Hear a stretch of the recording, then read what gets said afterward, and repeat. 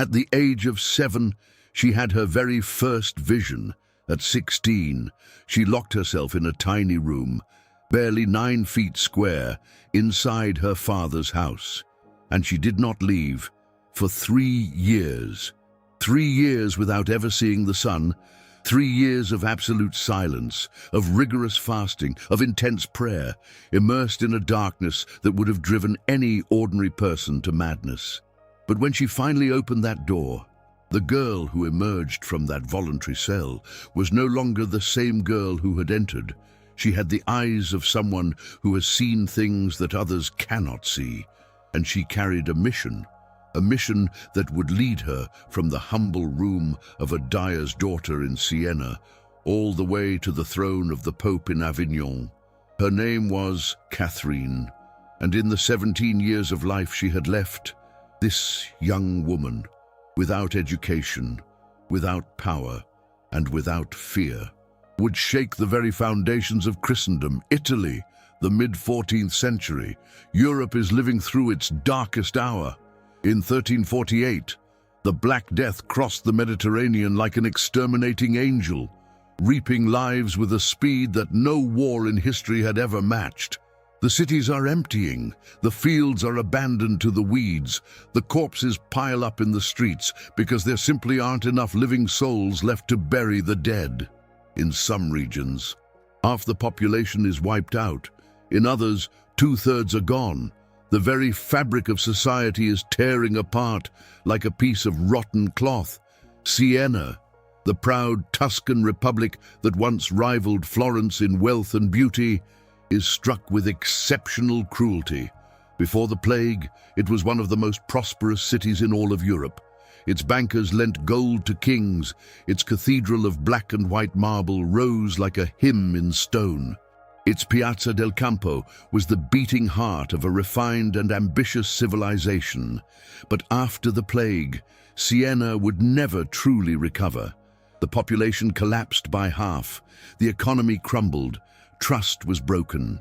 People looked for someone to blame. The Jews, foreigners, the sinners, but they found no one because the enemy was invisible, microscopic, and utterly implacable. And the church, which should have been the refuge for the desperate, is absent. The Pope does not live in Rome. Since 1309, the papacy has been moved to Avignon, in the south of France, under the protective and oppressive shadow of the French crown. The cardinals live like princes. The bishops collect their riches without ever visiting their dioceses. The priests sell the sacraments to the highest bidder. Simony is so widespread that it no longer shocks anyone. The faithful look toward Rome and find an empty throne.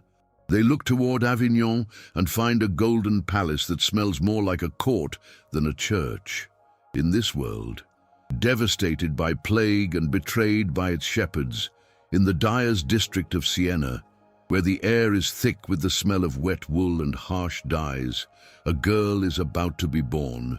Catherine entered the world on March 25th, 1347, the feast of the Annunciation, as if Providence wanted to leave a signature from her very first breath. She was the daughter of Giacomo Benincasa, a dyer by trade, a hard-working and pious man, and Lapa Piagenti, a woman of formidable character who would rule the household with an iron hand well into her old age. Catherine was the 24th of 25 children. Her twin sister, Giovanna, died shortly after birth. In such a massive family, one more child was hardly noticed. No one would have ever pointed to that small, vivacious creature and said she was destined for greatness. But the signs, they appeared early, at 6 or 7 years old, while walking with her brother Stefano through the streets of Siena. Catherine stopped, dead in her tracks. Her eyes were fixed on a point in the sky, high above the church of St. Dominic, and her face was transformed. She saw what Stefano could not see, a vision of Christ, clothed in pontifical ornaments, seated in glory, surrounded by Peter, Paul, and John. Christ looked directly at her. He looked at her with a tenderness and a gravity that the child would never forget. When Stefano grabbed her arm to snap her out of it, Catherine burst into tears, not out of fear, but out of a sense of loss. The vision had vanished. From that day forward, everything changed. Her favorite game was no longer playing with dolls. It was prayer. She would climb the stairs of her house on her knees, praying a Hail Mary on every single step. She imposed penances on herself that no adult had ever taught her. And before she even turned 10, she made a vow that would define her entire existence. She consecrated her virginity to Christ, not as a childish whim, but as a decision that she would never, ever revisit.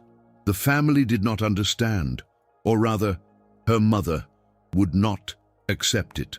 Lapa Piagenti had plans for her daughter. Catherine was pretty, more than pretty. She was luminous. Her face drew people's gaze. Her character, though intense, had a joy that made her irresistible. A good marriage would secure the girl's future and strengthen the family's position in the dyer's district.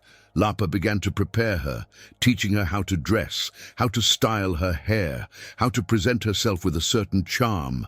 For a brief period, Catherine yielded, perhaps out of love for her mother, perhaps out of a momentary weakness.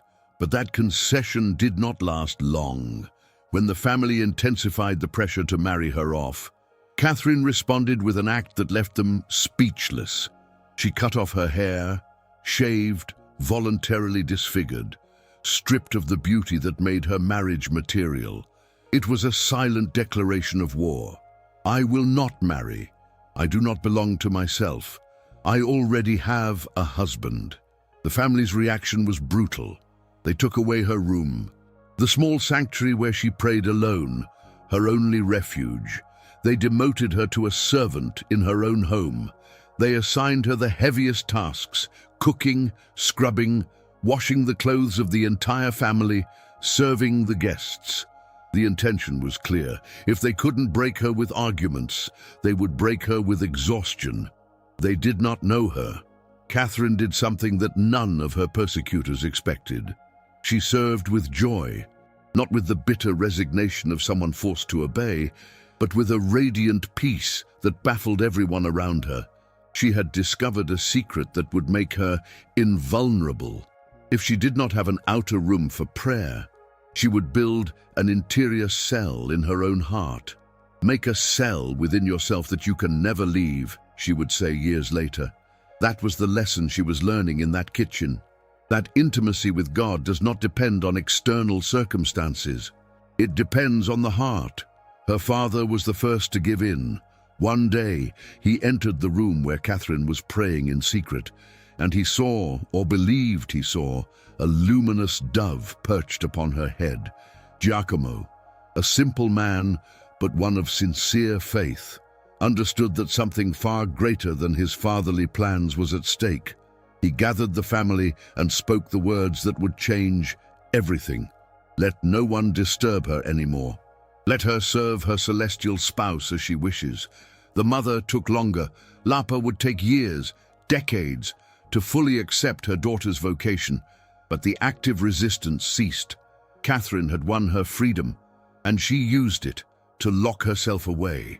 In a small room within her father's house, little more than a closet, barely 30 square feet, Catherine secluded herself voluntarily.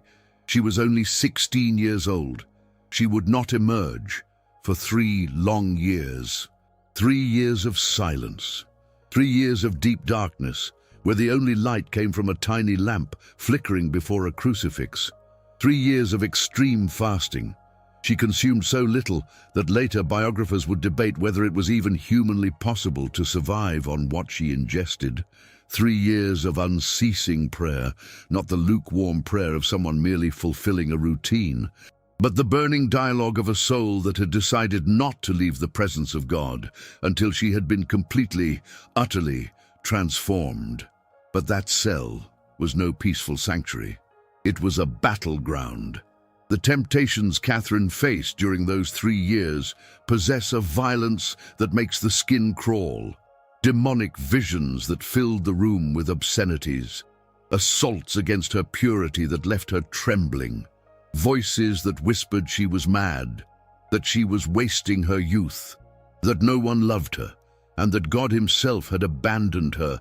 Catherine faced every single one of them with a tenacity that revealed the steel fiber hidden beneath the skin of that young Sienese girl. When Christ finally appeared to her at the end of one of those brutal battles, she asked him, "Where were you, Lord, while I was suffering?" The answer marked her soul forever. "I was in the center of your heart. I was with you the whole time." At the end of those 3 years, the voice that had enclosed her commanded her to step out. "You shall no longer live for yourself alone. You shall live for others." The contemplation had ended. The action was about to begin. But Catherine's action would not be that of a simple monk leaving the cloister to preach. It would be that of a volcano erupting. Before stepping out into the world, Catherine needed a structure, and she found it in the Third Order of St. Dominic. The mantelets, so named for the black cloak they wore over the white Dominican tunic, were laywomen who lived in the world under a rule of prayer and service. Normally, they were elderly widows. When Catherine, at barely 17 years of age, asked to be admitted, the mantelate rejected her. She was too young, too beautiful, too strange. What was a single girl doing asking to enter an order of widows?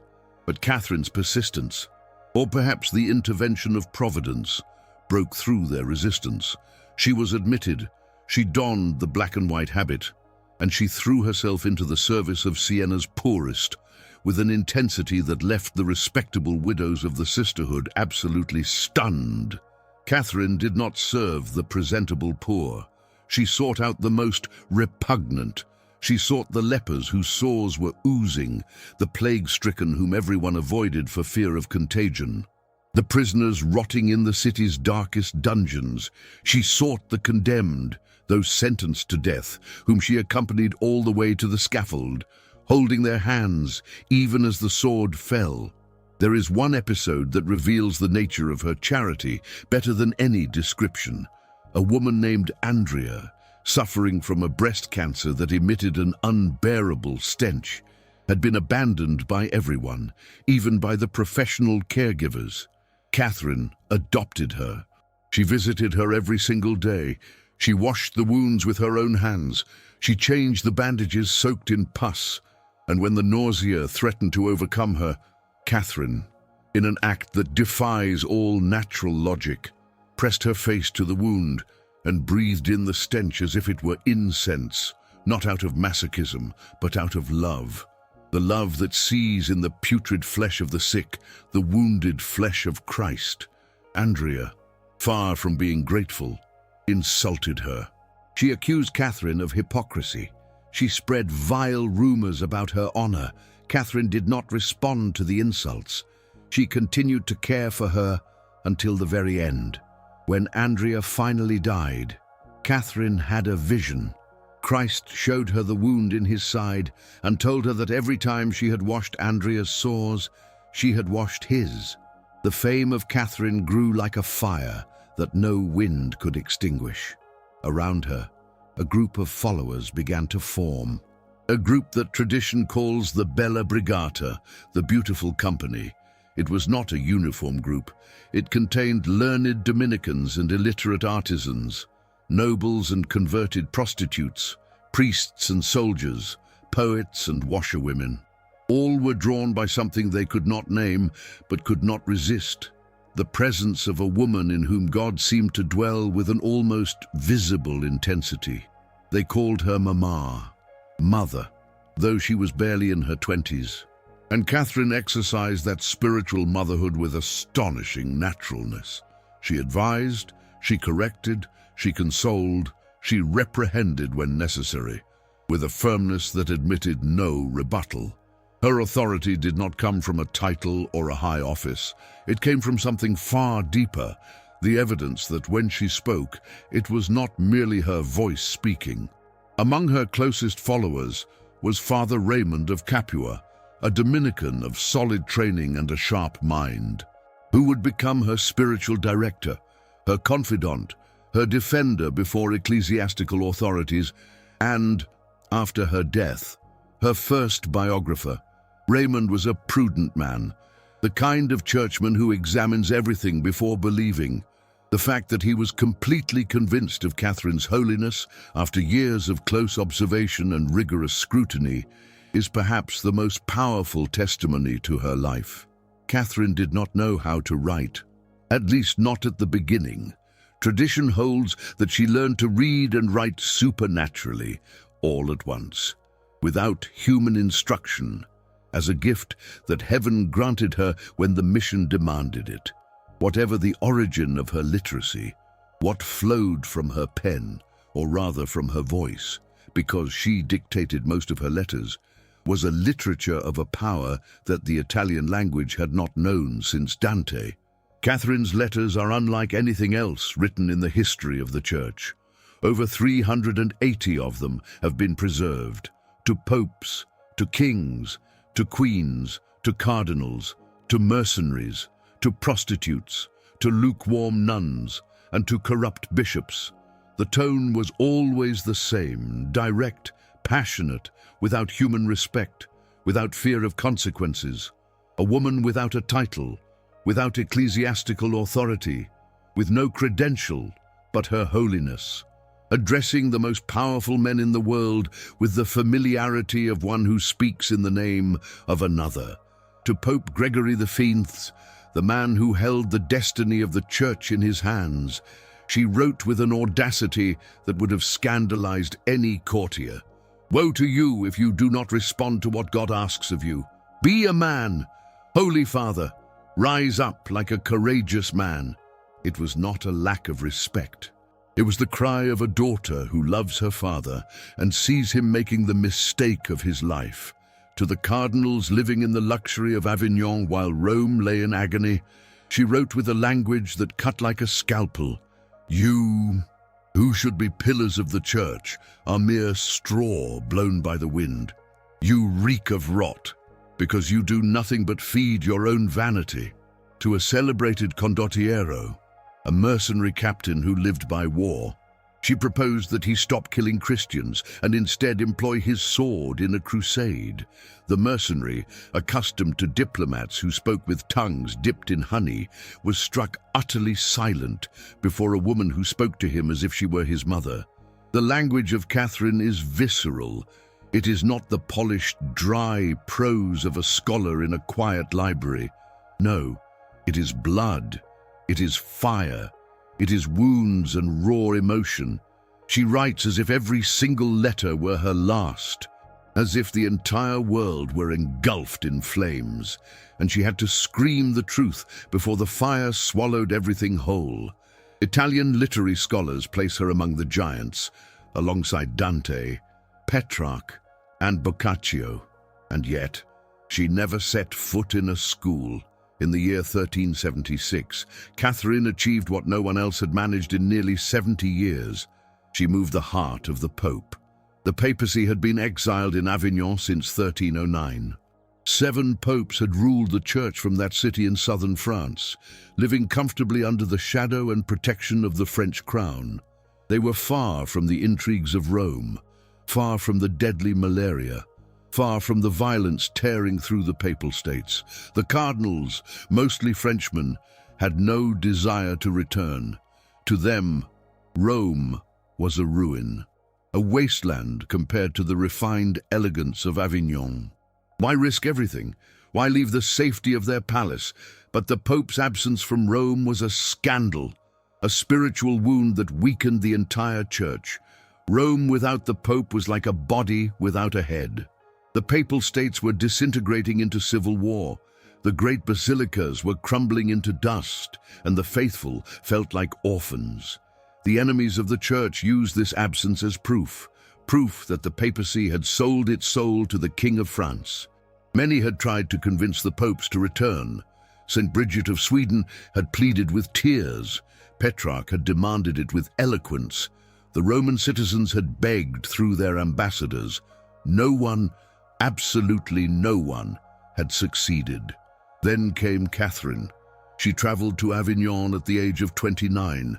She brought no army, no money, no diplomatic credentials from any king. She carried something far more dangerous, the absolute certainty that God himself had sent her. Her encounter with Gregory XI was the collision of two worlds. On one side, a hesitant pope, intelligent but fragile, trapped between the pressure of his French cardinals and the haunting voice of his own conscience telling him he must go back. On the other side, a woman of 30 years who knew nothing of diplomacy, nothing of protocol, or the art of the veiled suggestion. Catherine did not suggest. She demanded, in the name of Christ, with an authority that did not originate in her but flowed through her, like light passing through a crystal pane. "Fulfill the will of God and mine," she told him. The audacity of that phrase, "and mine," reveals the depth of her mission. She knew she was the instrument of a higher will. This was not arrogance. It was the transparency of a soul that could no longer distinguish between what God wanted and what she wanted. Because her will and the divine will had fused into a single, burning flame. Gregory XI, against the opinion of his entire court, against the advice of his cardinals, against every rule of political common sense, decided to return. On September 13th, 1376, he left Avignon. On January 17th, 1377, he entered Rome. It was the most critical decision of the medieval papacy, and the final push came from the daughter of a dyer from Siena, a woman who didn't even know how to write until she was 20. But the victory was bittersweet. Gregory XI died in March of 1378, barely a year after his return to the Eternal City. What followed was the very nightmare Catherine had feared her whole life. The conclave elected the Archbishop of Bari, who took the name Urban VI. He was the legitimate pope, elected according to canon law. But Urban had a character that would have tested the patience of the angels. He was aggressive, irascible, despotic. He insulted cardinals in public. He humiliated them with a brutality that turned private audiences into sessions of verbal torture. His desire for reform was real. He wanted to purge the corruption of the clergy with the same urgency as Catherine, but his method was that of a smashing hammer, not a surgeon's scalpel. The French cardinals, fed up with Urban and longing for the comforts of Avignon, declared the election invalid. They claimed they had voted under pressure. In September of 1378, they elected another pope, Robert of Geneva, who took the name Clement VII, and they took him back to Avignon. Two popes, two courts, two obediences. Christendom was torn in two, like a veil ripped apart by violent hands. France, Scotland, Castile, and Aragon stood with Clement. Italy, England, the Holy Roman Empire, Portugal, and the Nordic countries stood with Urban. It was the Great Western Schism, the most devastating crisis the Church had faced since the Roman persecutions. Catherine received the news like a spear to the heart. Everything she had fought for, the unity of the Church, the return of the Pope to Rome, was crumbling before her eyes. And the tragedy was that both sides held a grain of truth. Urban was legitimate but unbearable. Clement was illegitimate but understandable. There was no human way out of this darkness. Catherine threw herself into the battle with the only weapon she had left, Hersfeld. She offered herself as a victim, as a sacrifice. She begged God to take her life if it would restore unity. She wrote desperate letters to Urban, whom she supported as the true pope, but whom she also corrected with unyielding courage. "Temper your character, Holy Father. Justice without mercy is cruelty." She traveled to Rome. She gathered her Bella Brigata, her spiritual family. She prayed, she fasted, she suffered. She felt her body, already fragile, already consumed by years of extreme penance, breaking under the weight of a pain that was more than physical. It was the pain of the church rent asunder, the pain of Christ in his mystical body, the pain felt only by those who love so deeply that the beloved's wound becomes their own. In the midst of those storm-tossed years, Catherine dictated the work that would raise her to the rank of Doctor of the Church. The dialogue of divine providence is a conversation between the soul and God. But to call it a conversation is not enough. It is a torrent, a river of mystical theology that flows with a power and beauty that scholars compare to the greatest masterpieces of Christian thought. The central image is one of the most powerful in all of mysticism: Christ as the bridge. A bridge stretched between heaven and earth, between God and humanity, built with the wood of the cross and cemented with the blood of Calvary. Every human being must cross this bridge. There is no other way. Those who try to wade through the river below, trying to bypass Christ, are drowned in the waters of sin. Catherine dictated the dialogue in a state of ecstasy. The words poured from her mouth as if someone else, someone greater, was speaking through her. Her secretaries transcribe her words with the fervent haste of those who know they are witnessing something that far exceeds human understanding. The result of this divine dictation is a text that theologians have scrutinized for 6 long centuries without ever exhausting its depth. And yet, it was penned by a woman who had never received a single day of formal theological training. In 1970, Pope Paul VI proclaimed her a Doctor of the Church, alongside Saint Teresa of Avila, marking them as the very first women in history to receive this exalted title. This gesture carried a weight that went far beyond mere honor. The Church was officially recognizing that a woman without formal studies could teach the masters, that the wisdom of the Holy Spirit requires no diploma, that there is a theology not found in dusty volumes, but forged in the fire of prayer, a theology that can be more profound, more true, and more luminous than any academic chair in the world.